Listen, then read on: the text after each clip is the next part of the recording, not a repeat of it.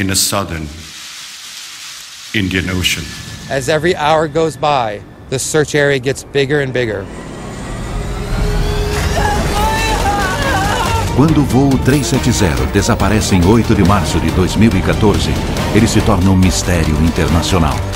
Não é aceitável que um avião cheio de passageiros desapareça. O mundo não pode tolerar isso. Como uma aeronave de última geração com 239 tripulantes e passageiros pode desaparecer?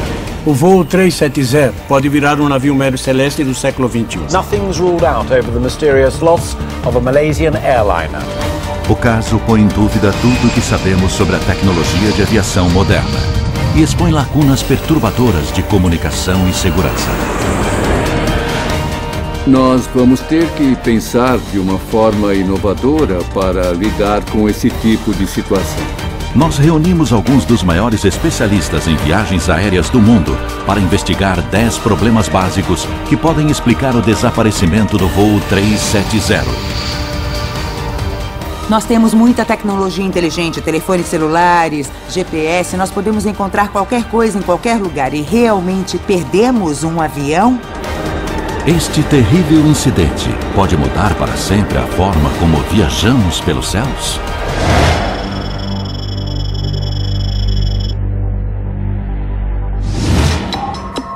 O Aeroporto Internacional de Kuala Lumpur é um dos maiores e mais movimentados da Ásia. Como em outros centros da aviação mundial, centenas de voos decolam daqui diariamente.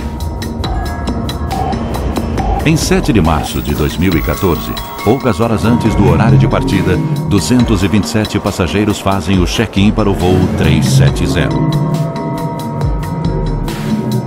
Após um voo noturno, eles devem chegar a Pequim às 6 da manhã. Primeiro, os passageiros passam pela segurança do aeroporto. Enquanto seus documentos são conferidos e sua bagagem escaneada, o Boeing 777 é preparado para a decolagem. Os 12 tripulantes do voo 370 se apresentam para o trabalho e se dirigem ao avião. Eles também passam pela segurança.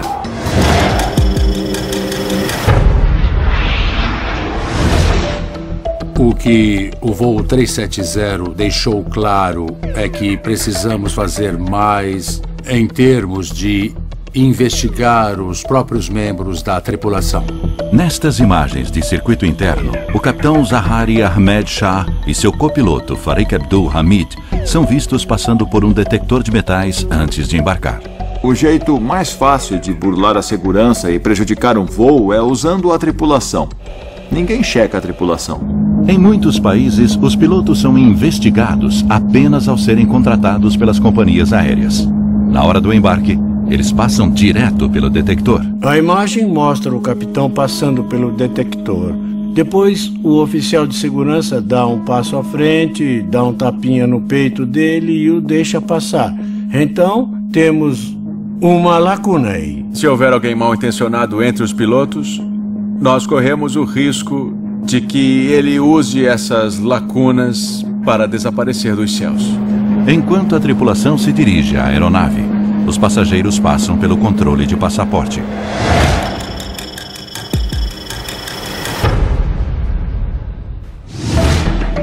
Dois dos passageiros prestes a embarcar no voo 370 estão viajando com passaportes roubados e não são detidos. O fato de as pessoas que embarcaram nesse avião não terem sido devidamente investigadas é um problema sério para mim. Depois, eles foram identificados como iranianos em busca de asilo. Mas como eles conseguiram passar pelo controle de passaporte sem serem detectados? A Interpol tem uma base de dados com detalhes de mais de 40 milhões de passaportes roubados ou perdidos. Todos os países que contribuem com a Interpol, e eles são cerca de 160, têm acesso à base de dados. Mas, infelizmente, os países não são obrigados a consultar essa base de dados. Na verdade, a maioria dos países, incluindo a Malásia, não a usam regularmente para vetar os passageiros. esta lacuna alarmante pode aumentar a pressão pela mudança de protocolos internacionais. Eu acredito que a base de dados da Interpol vai começar a ser usada com mais frequência, mas o custo e o acesso precisam ser melhores. Com os passaportes verificados, os passageiros do voo 370, como é praxe no mundo todo, partem para a checagem de segurança. É quando as autoridades procuram explosivos, armas e materiais perigosos. Eles checam as nossas malas, nós passamos por detectores, mas isso indica que existe uma falha em algum lugar.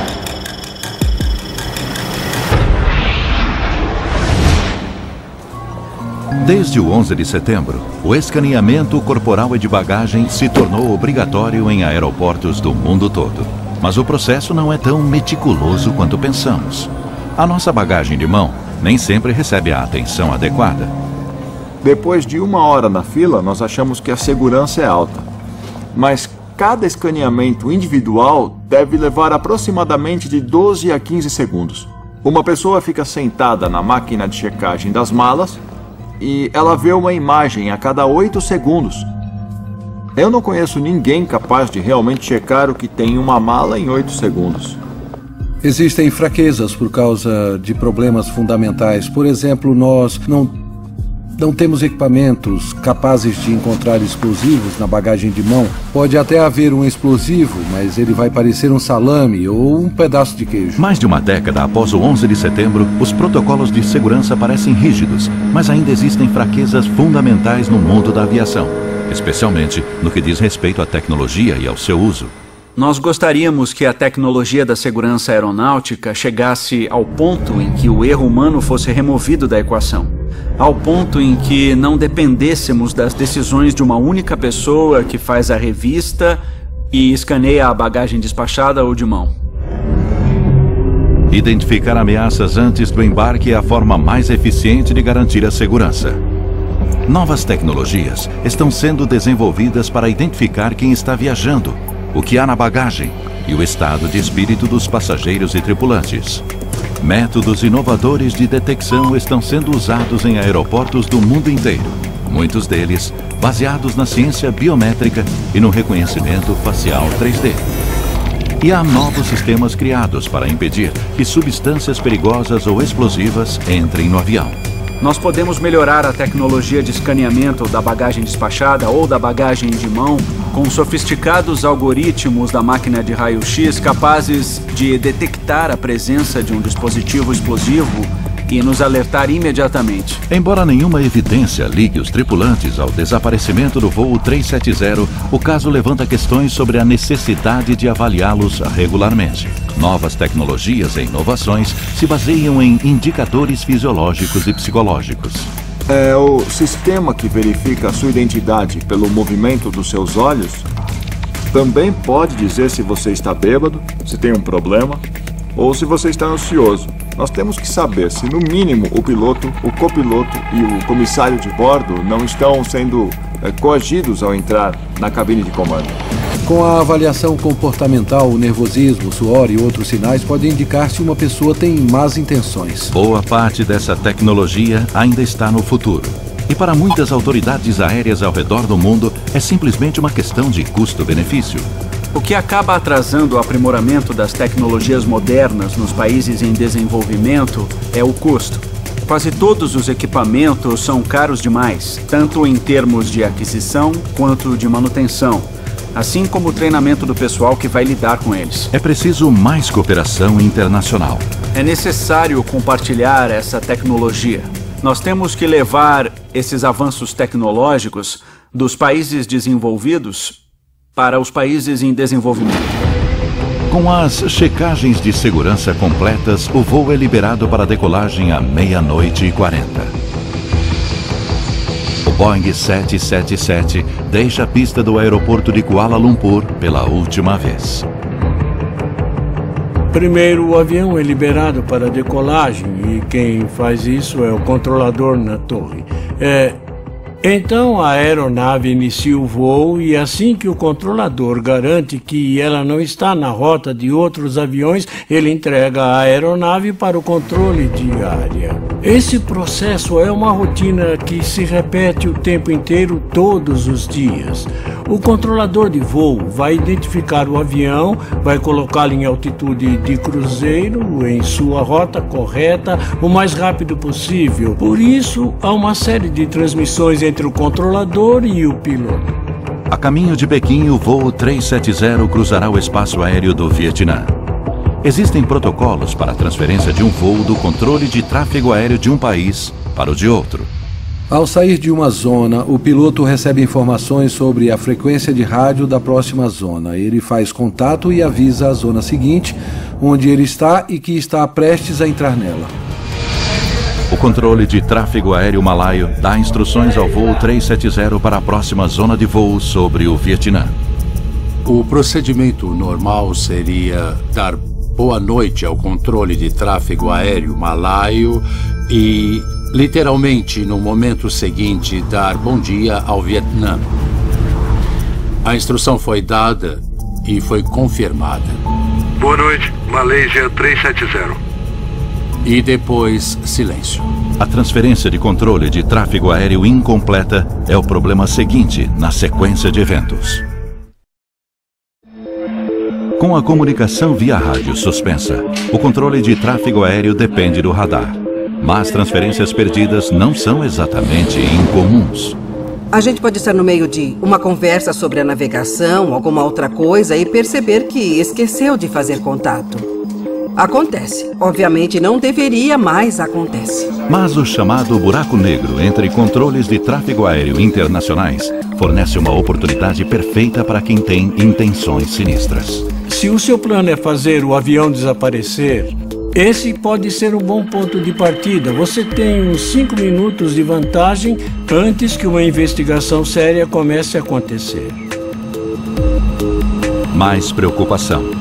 2 minutos após as últimas palavras do voo 370, o dispositivo de monitoramento de radar do avião, seu transponder, para de funcionar. Com 20 mil aviões no ar a qualquer momento, os transponders são a principal ferramenta de rastreamento do controle de tráfego aéreo. Um transponder é um dispositivo na aeronave que funciona por estímulo. Assim que ele recebe certas ondas de radar, de um radar em terra, ele acorda. O radar transmite uma pergunta que diz basicamente quem é você. E o transponder responde com uma mensagem digital dizendo sou eu, estou aqui. E dependendo da complexidade do sistema no avião, ele pode enviar mais informações sobre a aeronave, sua altitude e posição. Sem o transponder, o voo 370 corre sério risco de colidir com outra aeronave. A principal razão por que nós fazemos esse controle é por causa do tráfego aéreo, para evitar uma colisão entre aeronaves e garantir que cada uma ocupe seu espaço. Sobrevoando o mar da China Meridional, a aeronave não envia sinais de rádio e seu transponder não aparece nas telas de radar. O controle de tráfego aéreo vietnamita aguarda a entrada do avião em seu espaço aéreo. Mas a contar de 00:21, eles não veem nem ouvem o voo 370. Quando um avião desaparece da tela do radar e cessa a comunicação, o controle de tráfego aéreo fica inconformado. Cego, sem o transponder, o controle de tráfego aéreo não faz ideia de que o Boeing 777 saiu de curso, indo para o oeste na direção totalmente oposta. A frequência de desaparecimentos de aeronaves é realmente muito baixa. Mas isso já aconteceu com consequências devastadoras no 11 de setembro, quando os sequestradores assumiram o controle. A primeira coisa que fizeram foi silenciar a aeronave. Eles desligaram o transponder e cessaram a comunicação via rádio. Ninguém sabia exatamente onde estavam os aviões. A tragédia motivou uma alteração de protocolo global. Quando eles entendem o que está acontecendo, uma das medidas é contatar os serviços de segurança. Se eu entro no espaço aéreo de Londres, E você sabe como a frequência muda várias vezes em um período muito curto? É Basta eu verdade. perder um contato que, sem mais nada Sem acontecendo, dúvida. as caças aparecem ao meu lado. É preciso revolucionar urgentemente o sistema de controle de tráfego aéreo mais uma vez? Talvez seja a hora de trocar a transferência manual por um sistema automático. Eu acho que uma transferência automática seria benéfica. Mas sempre que aumentamos a automatização, aumentamos o possível... risco. Isso, risco. É uma escolha entre a tecnologia, que nos dá mais certeza, e o fator humano, que nos dá um pouco mais de controle, mas gera um ponto de ruptura.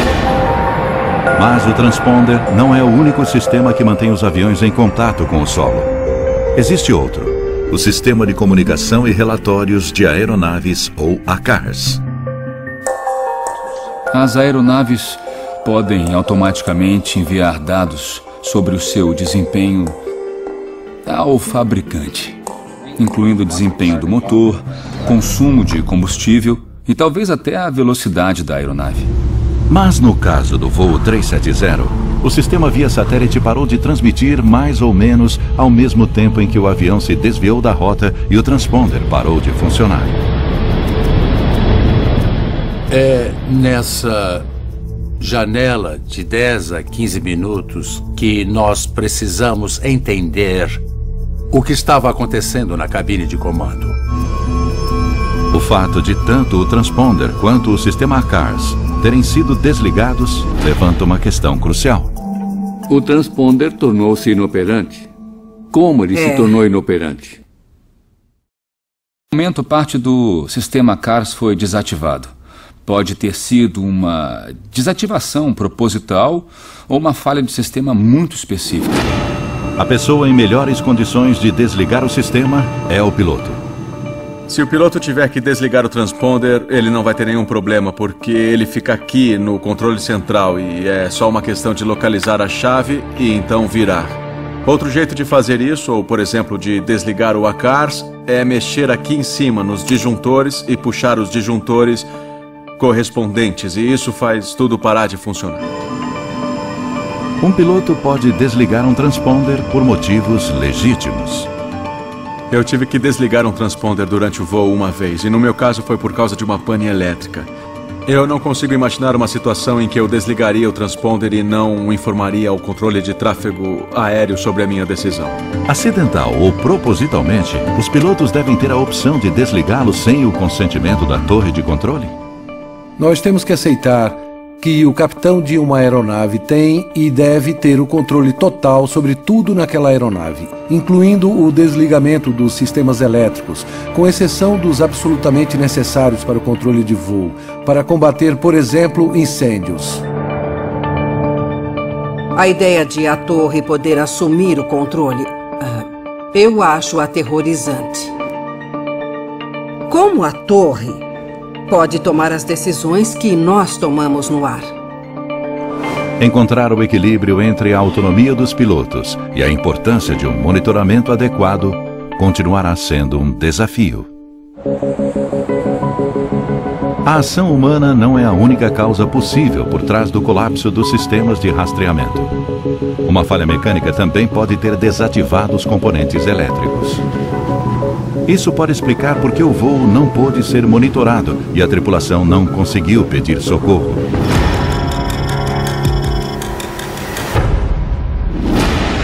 O Boeing 777 está em operação há 20 anos e tem um dos melhores históricos de segurança entre as aeronaves comerciais. O 777 é uma aeronave muito segura. Existem mais de 1000 em operação e o número de acidentes é baixíssimo. Mas existem precedentes de falhas mecânicas. Em 2008, combustível congelado levou ao pouso forçado de um 777 no aeroporto de Heathrow, em Londres.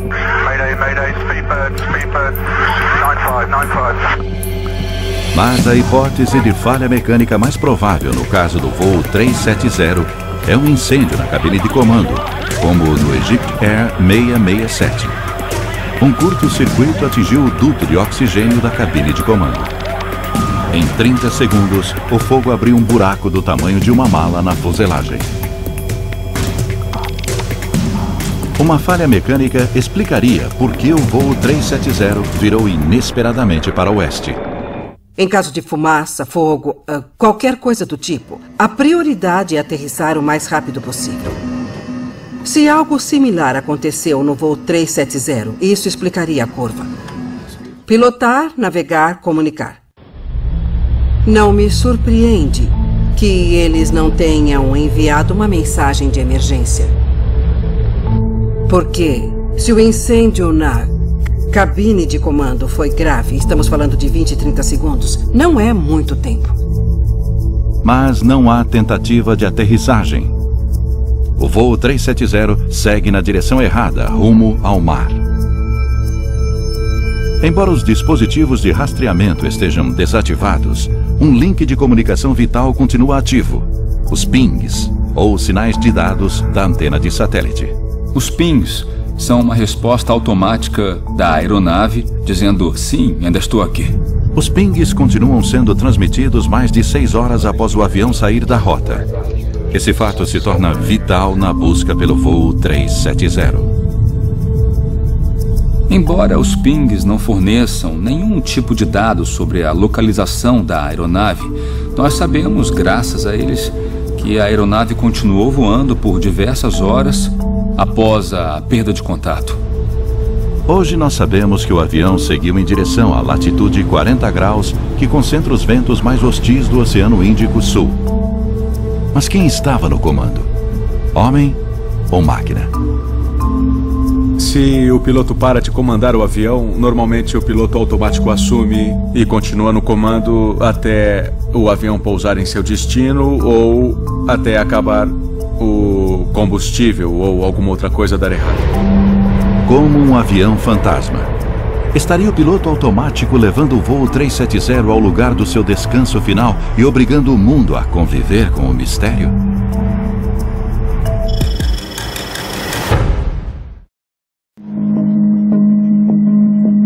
O voo 370 sai de curso e parte rumo à vastidão do Oceano Índico.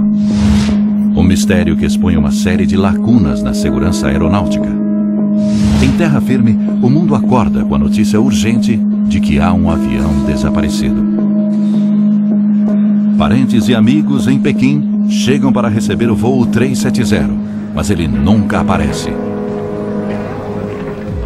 Malaysia Airlines confirmed that the flight MH370 had lost contact with Subang Air Traffic Control at 2:40 a.m. Com o nível de combustível perigosamente baixo, às 8h11 da manhã, o avião envia seu último sinal de satélite automático, ou PIN. O transponder foi desativado há mais de 7 horas.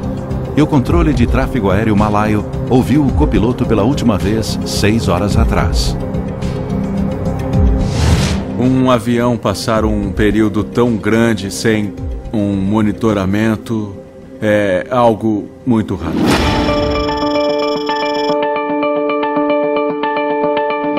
É incrível, nós temos muita tecnologia inteligente, telefones celulares, GPS. Nós podemos encontrar qualquer coisa em qualquer lugar do mundo e realmente perdemos um avião com tanta gente a bordo? Como encontrar um avião desaparecido? O primeiro método é rastrear a partir do solo, através de radar. Uma lacuna fundamental é a nossa dependência de tecnologias limitadas. O radar existe desde a Segunda Guerra Mundial. Ele exige uma estação em terra por perto e sai de alcance a algumas centenas de quilômetros da costa. O voo 370 desaparece das telas de radar do controle de tráfego aéreo quando seu transponder é desativado, menos de 1 hora após a decolagem. E apenas 2 minutos após o copiloto dar boa noite. Os radares primários das Forças Armadas, que não dependem de transponders, ainda conseguem monitorar o avião. Mas depois de 90 minutos, eles também o perdem. O radar primário tem limitações. Ele deve ter um alcance de 150, 200 quilômetros na altitude em que o avião estava, então ele tem um valor limitado. O radar da aeronáutica malaia registra um objeto não identificado, provavelmente o voo MH370, em um ponto ao sul de Phuket. Os registros do radar também confirmam que o avião virou para o oeste. O maior obstáculo é a falta de estações terrestres. Então nós cobrimos algumas centenas de quilômetros a partir da costa, mas na verdade não cobrimos vastas áreas do mar para onde esse avião parece ter ido.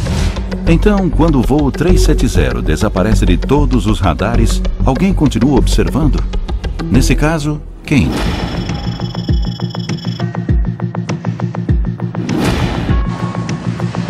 Mais de 1000 satélites orbitam a Terra. As Forças Armadas e empresas particulares investiram trilhões de dólares na tecnologia de satélites. Alguns deles registram imagens a centenas de quilômetros, distinguindo objetos com meio metro de comprimento. Sem dúvida, o avião deve ter sido avistado.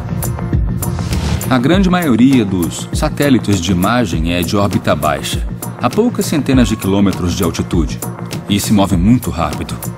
Então, capturar a imagem a partir de um satélite de algo na superfície da Terra é como passar por uma rua de carro, olhando através de binóculos e tentar ler os números de todas as casas. Nações como a Rússia e os Estados Unidos podem ter escolhido não divulgar dados confidenciais de satélite que poderiam revelar suas capacidades militares. Uma questão interessante é em que fase das buscas as capacidades militares nacionais passaram a ser utilizadas. Quando um satélite é encarregado de ajudar na busca ao voo 370, pode significar que as capacidades dele não estarão disponíveis para outros assuntos de alta prioridade. A Malásia pediu que outros países compartilhassem dados de radar e satélite potencialmente sensíveis. As Forças Armadas Americanas têm alguns satélites dedicados ao monitoramento de mísseis, mas eles se baseiam em padrões de calor. E uma aeronave em pleno voo não gera calor o bastante. Se houvesse uma grande explosão, esses satélites provavelmente teriam identificado. Mas oficiais americanos dizem que esses sistemas não detectaram nada que indicasse algo como uma grande explosão, o que leva ao mistério do que pode ter acontecido. O Exército pode estar ajudando nos bastidores, mas a questão da segurança nacional sempre vai deixar lacunas na inteligência que é compartilhada. Com poucos fatos sólidos à mão, os malaios precisam desesperadamente de informações e da colaboração de seus vizinhos e da comunidade internacional. Nas primeiras etapas da investigação, tivemos muitas informações conflitantes. E a mudança da área de busca levou a uma grande perda de tempo. A operação de busca em terra firme é prejudicada pela falta de informações. Não há um diálogo eficaz entre países e autoridades aeronáuticas, impedindo que surja uma visão geral do incidente. Foi crise, atrás de crise, atrás de crise. E sem nenhum gerenciamento dessa crise. As informações sobre o paradeiro da aeronave nos estágios iniciais talvez devessem ter sido filtradas em um nível bem mais alto por uma autoridade bem maior. Uma informação vem à tona graças à operadora de satélites britânica Inmarsat. Os dados de satélite dos pings da aeronave. Mas eles são ignorados, talvez até ser tarde demais.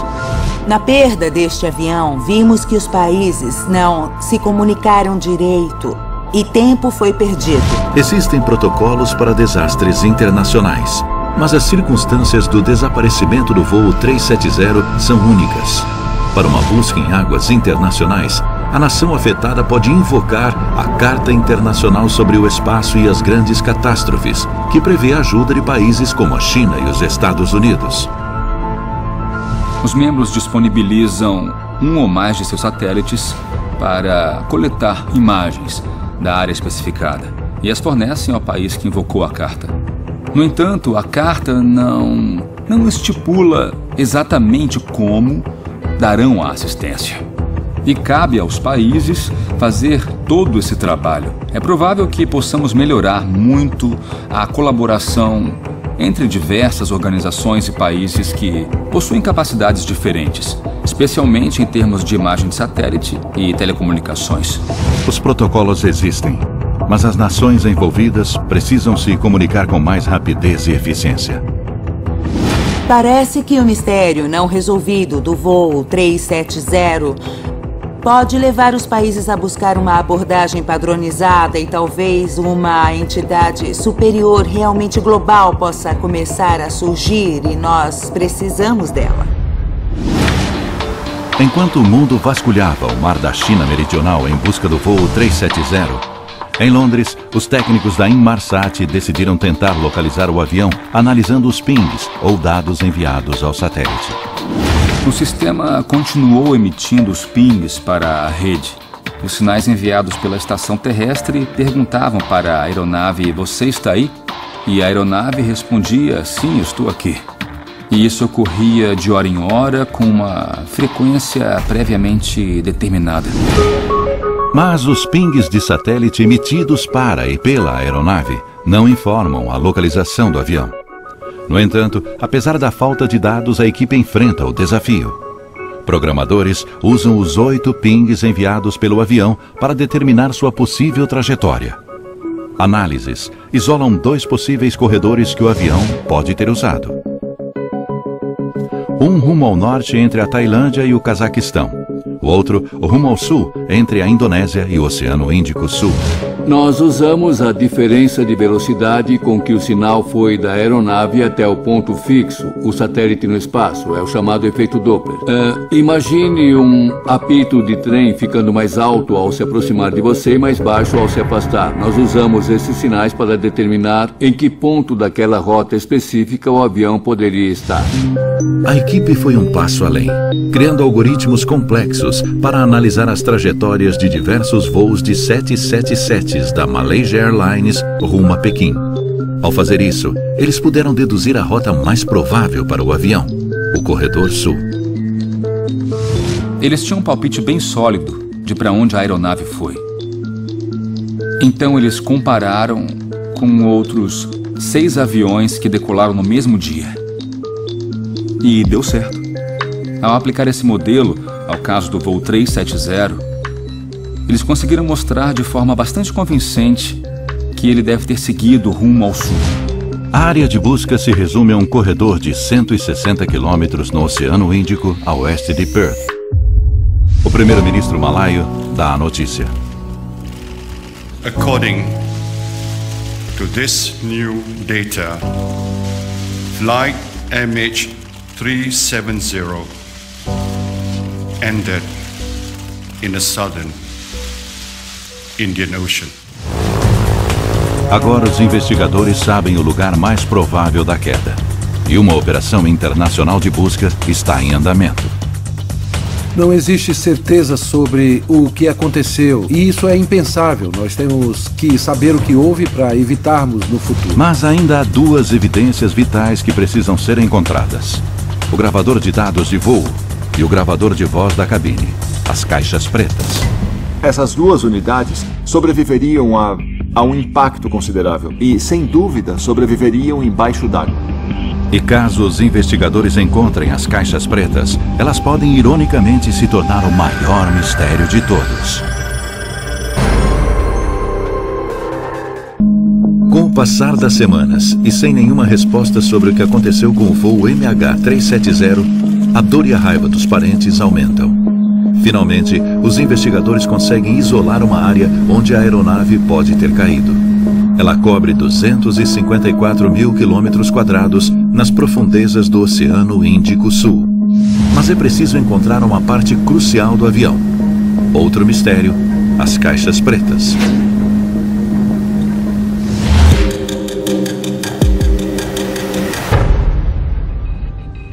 Depois de identificar um campo de destroços, temos que encontrar as caixas pretas, os 2 dispositivos de gravação. A questão é, o que eles podem nos dizer? Uma caixa preta tem 2 partes, ambas localizadas na traseira da aeronave. O gravador de voz da cabine registra vozes e sons de 4 microfones espalhados pelo painel. Já o gravador de dados de voo registra dados de vários sensores ao longo da aeronave. Em algo como o Boeing 777, cerca de 1.500 parâmetros seriam registrados. Ele grava velocidade, altitude, despressurização da cabine, uma vasta gama de parâmetros. As caixas pretas são equipadas com um sinalizador submarino que é ativado pelo contato com a água salgada. Ele emite um ping, um sinal parecido com uma batida cardíaca para dizer, eu estou aqui. A equipe de busca, então, precisa localizar este sinal e ele tem um alcance bem curto, apenas alguns quilômetros. Mas o voo 370 expôs uma falha no projeto da caixa preta. A fraqueza é que elas são difíceis de encontrar, especialmente em uma queda no mar. Foi uma das coisas que nós vimos no voo 370. No momento, a lei só exige que a bateria do localizador submarino dure 30 dias. Foi aprovada uma mudança para que ela dure 90 dias, e isso está ocorrendo lentamente. Outra falha fatal da caixa preta é que mesmo que seja encontrado, o gravador de voz não deve revelar o que aconteceu na cabine de comando quando o avião mudou de curso. Uma das desvantagens do gravador de voz é que ele só tem uma duração de 2 horas. E isso não é o suficiente. Nós podemos ter perdido o evento que causou o problema, porque depois ele grava por cima. Com o tempo se esgotando, a busca pelo voo 370 continua. Ela se torna a maior busca multinacional aérea e marítima da história, envolvendo 26 países.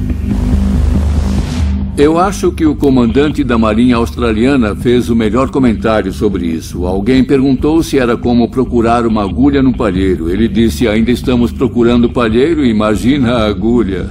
É. Com a esperança diminuindo, 4 semanas após o desaparecimento do voo 370, surge a notícia de que barcos chineses e australianos detectaram sinais que podem estar vindo da caixa preta. British, Australian and US teams are using sonar and listening devices to try and capture pings emitted by the device. A busca se intensifica a 1.600 quilômetros ao noroeste de Perth. Mas localizar e recuperar a caixa preta no leito oceânico montanhoso será a tarefa mais difícil até agora. Time is against them. 28 days on from the jet's disappearance, the batteries in the recorders only last for around 30. Mesmo que eles encontrem a caixa preta, ela nunca revelará todos os detalhes sobre o que aconteceu com o voo 370. Este caso pode mudar essa abordagem e forçar a indústria a registrar mais dados ao longo de um intervalo maior nas caixas pretas. A perda trágica de 239 passageiros e tripulantes expôs as limitações da tecnologia usada na aviação. Em um mundo onde podemos transmitir dados em tempo real para smartphones com mais memória do que uma caixa preta, está na hora de essa tecnologia ser aplicada a aeronaves? Eu acho que a prioridade é, a curto prazo, tentar encontrar alguma solução para podermos transmitir dados em tempo real de uma aeronave durante o voo para sistemas em solo. E essa tecnologia não está tão distante. E algumas inovações podem ser aceleradas como resultado do voo 370. A Universidade de Cranfield, líder em pesquisa aeronáutica, está desenvolvendo um sistema de informação revolucionário, a transmissão seletiva, que utiliza dados em tempo real da aeronave. Em vez de fazer a aeronave transmitir dados o tempo todo, nós esperamos que ela entre em uma situação incomum, talvez no meio de um acidente, e só aí ela passa a fornecer informações, altitude, velocidade, nível, inclinação, parâmetros como estes, para tentarmos entender se algo incomum está acontecendo. A transmissão seletiva enviará dados vitais em tempo real ao fabricante e será mais fácil localizar a aeronave em caso de acidente, como o do voo 370. Mas sua aprovação e instalação em aviões de passageiros pode levar anos. Já existe tecnologia disponível para companhias aéreas dispostas a instalá-las que fornecem feedback de performance em tempo real. Novos motores aeronáuticos de empresas como a Rolls-Royce e a GE têm a capacidade de automaticamente enviar dados sobre o seu desempenho para os fabricantes. Não se sabe se o voo 370 possuía esta capacidade. Se a transmissão automática de dados estivesse ativada, nós poderíamos reduzir muito a área de busca do paradeiro da aeronave. E se a aeronave do futuro, transmitindo dados em tempo real, fosse um passo além, com um piloto virtual, eliminaria a possibilidade de erro humano?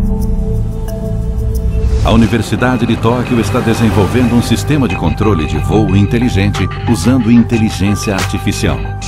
O principal motivo para a queda de aeronaves é o fator humano, o erro humano. E acho que precisamos desenvolver um sistema totalmente automático sem a intervenção de um piloto. Quando o piloto não pode controlar a aeronave totalmente em caso de falta de oxigênio ou de terrorismo, por exemplo, a torre pode assumir o comando para uma aeronave descontrolada ou desgovernada aterrissar em segurança. Enquanto os cientistas buscam respostas inovadoras para as questões levantadas pelo voo 370, podem surgir soluções de tecnologia sendo desenvolvidas para atender a demanda dos passageiros pelo mesmo acesso à internet que eles possuem em terra. A hiperconectividade nos céus está prestes a se tornar realidade com a Global Express. Nós estamos preparando o lançamento de 3 satélites de órbita geoestacionária que vão orbitar a Terra a 38 mil quilômetros e fornecerão cobertura em todo o planeta. Isso promete revolucionar a viagem aérea e tudo o que sabemos sobre a conexão com a rede. Você vai poder levar o seu próprio dispositivo a bordo do avião, seja ele um laptop, um tablet ou um smartphone, e se conectar a uma rede sem fio instalada na aeronave. E assistir TV e se conectar à internet com a mesma velocidade que consegue ter no solo. Eu acho que com o voo 370 estamos vendo que vivemos num mundo voltado para o conforto dos passageiros, para os sistemas de entretenimento, para a satisfação das empresas, e isso deixa claro que estamos priorizando todas essas coisas em detrimento da segurança de todos a bordo. Embora a hiperconectividade e a transmissão de dados em tempo real possam fechar algumas das lacunas tecnológicas atuais, os cientistas já estão pensando no futuro. A 6ª geração de satélites só vai ser lançada na década de 2020. Mas ela já está sendo planejada. A cabine de comando, os serviços de segurança, a comunicação com os pilotos, a comunicação com o solo, o monitoramento da saúde da aeronave. Tudo isso vai contribuir para atingir um novo patamar. Enquanto o mundo continua acompanhando os eventos trágicos do voo 370, os investigadores precisam encontrar os destroços e recuperar a caixa preta para solucionar algumas dúvidas-chave. Mas podemos nunca ter todas as respostas. O que nós descobrimos é que esta não é apenas a história de um avião desaparecido. É também a história de problemas na comunicação e na tecnologia aeronáutica. Os passageiros precisam ter certeza de que a segurança é a grande prioridade, tanto no aeroporto quanto no ambiente da aeronave. Porque sem os passageiros não temos uma indústria para proteger. A tecnologia aeronáutica, por mais sofisticada que seja, ainda é vulnerável a erros e sabotagens. Temos que descobrir, nós temos que saber o que aconteceu e nós temos que aprender as lições para impedir que aconteça de novo. Estas falhas permitiram que um voo de rotina se tornasse um dos maiores mistérios na história da aviação. No fim das contas, a questão é: qual vai ser o custo de implementação de toda essa tecnologia e dessas melhorias? E quem vai estar preparado para arcar com esse custo? Os governos, as companhias aéreas ou os passageiros?